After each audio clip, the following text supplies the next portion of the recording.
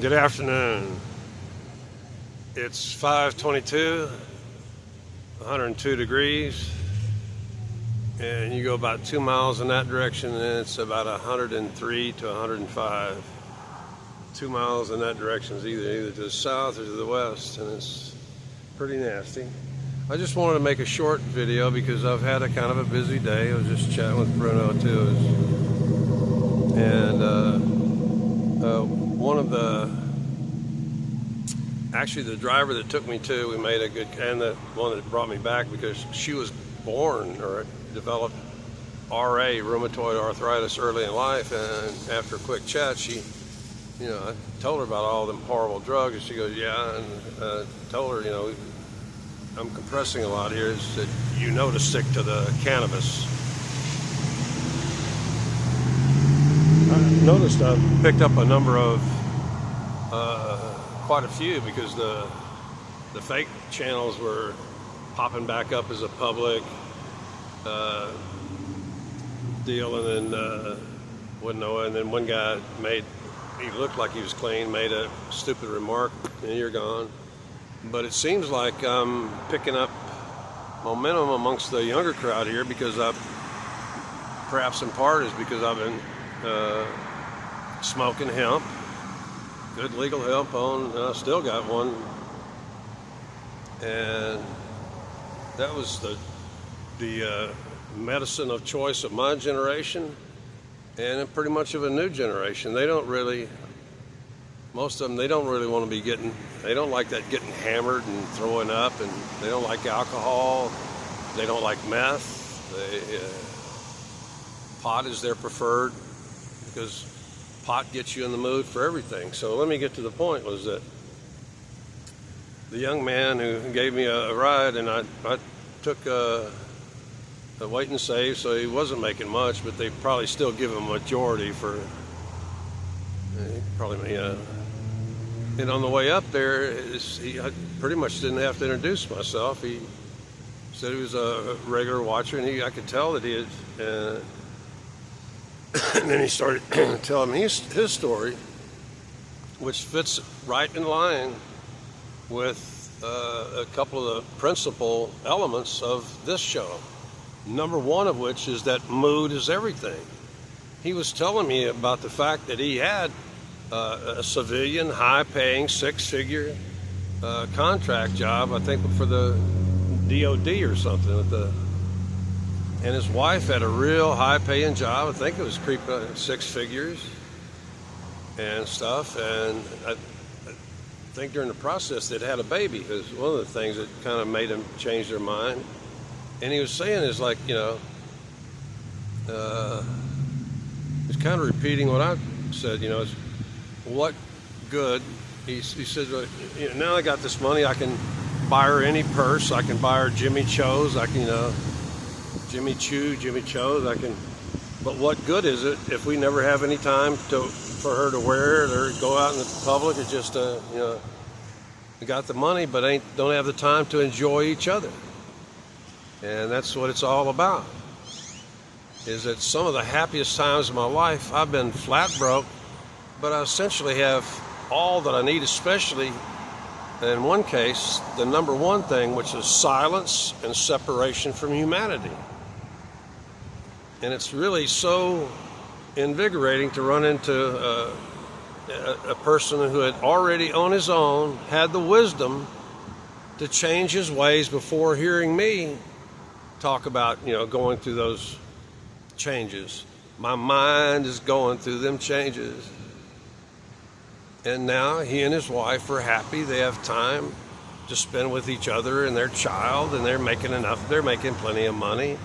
And I'm not sure why he's driving Uber, other than, actually, he said, no, he only drives Uber really for neighbors. I think he recognized the address here is why he accepted the ride. And he says he only carries within Pflugerville, Round Rock, and Hutto. That's it. He won't go beyond those areas. He won't go into Austin or anywhere else. That's it. Very limited. So there's a young man who's got it down. It's because, especially when you're married and you got a baby and stuff, you've got these bonds that have to be maintained. And one of the biggest enemies of that is money, is having too much money to where that money eats up all your time defending it, insuring it, protecting it, maintaining it, lubricating it, you know.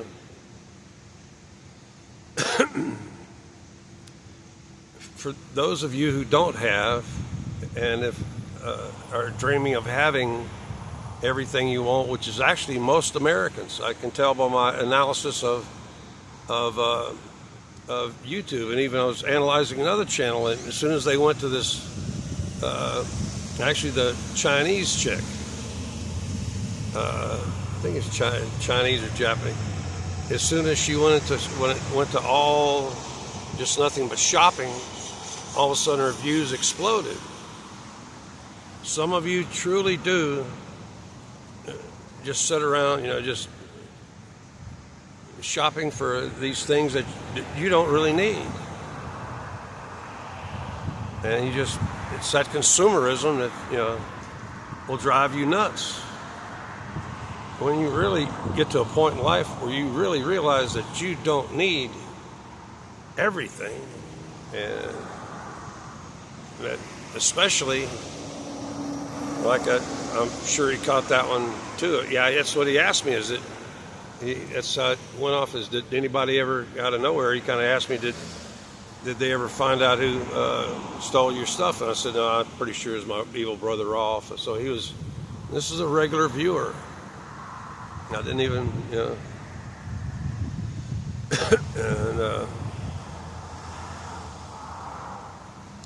I told him, I said, I really don't care. Even my trip he was taking me to the laundromat is now my trip. Well, it normally shrinks in summer anytime.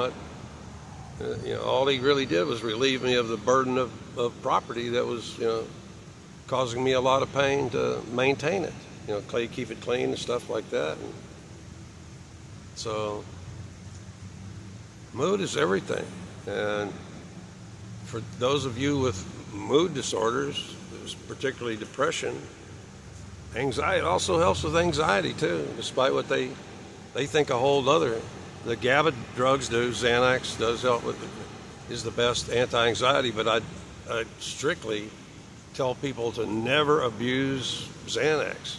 If you have some anxiety, I don't care how bad you think it is, don't ever take more than a quarter or a half of a milligram. The 2 milligram dose is really reserved for those of us who almost died from PTSD. And you don't want to grow extra receptors, although I don't know of any study about it. It appears that you can, whereas you can't with cannabis. There is no upregulation. There's no increase of neuroreceptors in cannabis. That's why the same dose works every time. Anyway, I've turned what I thought would be a 7-minute video, but it makes me feel good that I'm reassuring a young man who's intelligent enough to have already made the moves himself. And he was just kind of thanking me for acting as reinforcement for decisions that he and his wife made a long time ago, that it's better for them to be in a good mood and be with each other and their child than it is to be racking up dollars in a bank that could just disappear overnight or in other things. So I want to thank you for watching, and want to thank you for agreeing that money isn't everything. Mood is really everything. A lot of the richest people I ever grew up with and stuff like that were miserable motherfuckers, especially the ones that were just going to inherit. Those who didn't have any challenge in their life, and it was just going to be a easy slide right into a alcoholic, drug-ridden, hedonistic grave. Just, you know, do whatever you want, whenever you want, however much, you know, all you want. And I don't know if any of those people that I grew up with in California, or even some of the locals are happy. They're not. Most of them are absolutely, they're on their third or fourth wife. They're alcoholics, or they're miserable because their primary pursuit was money or increasing the inherited money. So anyway, young man, I won't say your name.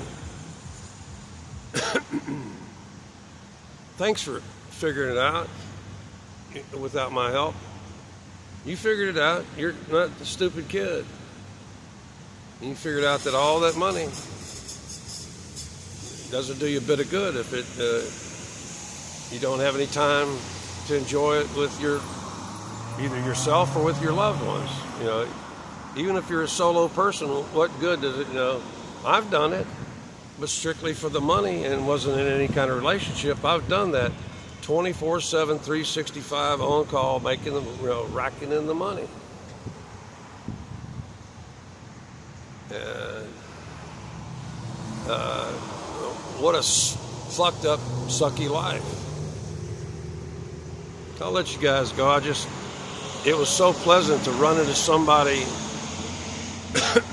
who agrees with me and had already on his own had made the decisions to step away from the yuppie, scum, the young, upwardly mobile, those people that are, just their calendar's always full. I don't know, they're gonna meet.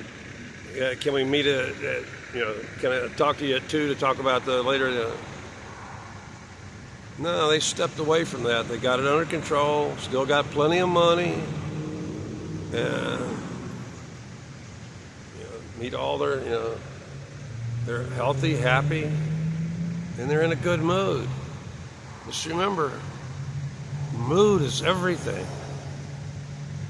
It's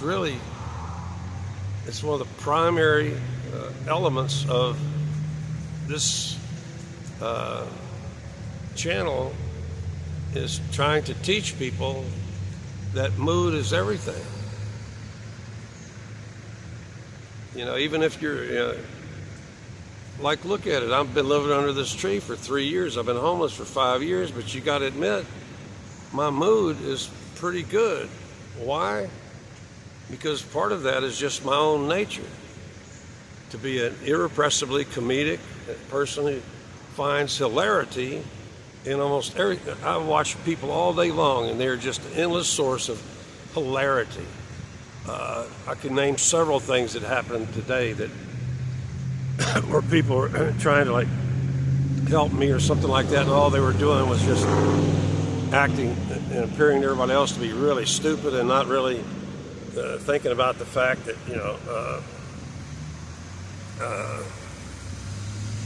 that maybe I couldn't do it that way. That's what happened in 3 cases. They were. I see the Grackles found some guy tried to give me a Jack in the Box cheeseburger. That's where it's at right there. Mood is everything. Just remember that. And for some of us, that requires taking an analog of an endogenous ligand to achieve that mood.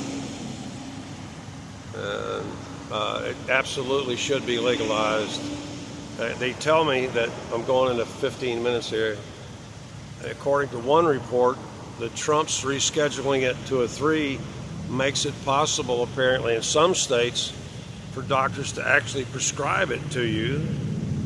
The question is I don't know of any. Well, no, there was a federal compassionate use program long ago that mailed out these round 10 cans that would be filled with 300 1-gram.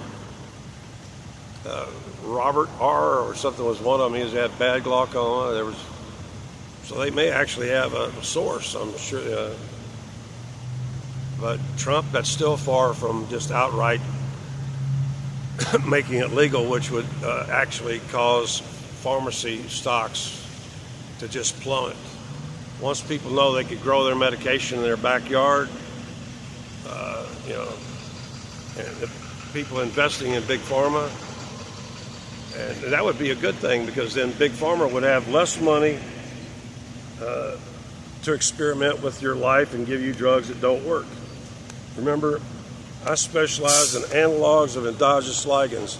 If it's not like our natural chemistry, it's probably not worth a shit unless it's something special, stem cell regrowing, or having to fix some structure that's been damaged. But if it's not an analog of an endogenous ligand, it's bullshit. I just want to keep reminding you. And even now I'm using, although I hadn't had a puff all day, right now I'm using just circumstances of like meeting this young man, and some good orange juice, and a little rag filled with ice cubes on top of my head to improve my mood.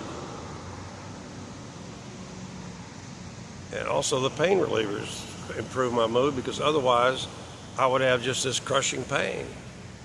I don't know how this society can keep going on not giving pain relief to people who actually need it, while apparently through the black market or whatever you can get, rich people can get, just like Rush Limbaugh and a lot of other, like OxyContin, drug meth heads. They just get unlimited access to them, because just like the gun laws, nobody pays attention to the gun laws, really. No criminal does. And those of us who especially need marijuana, we don't give a fuck about your laws.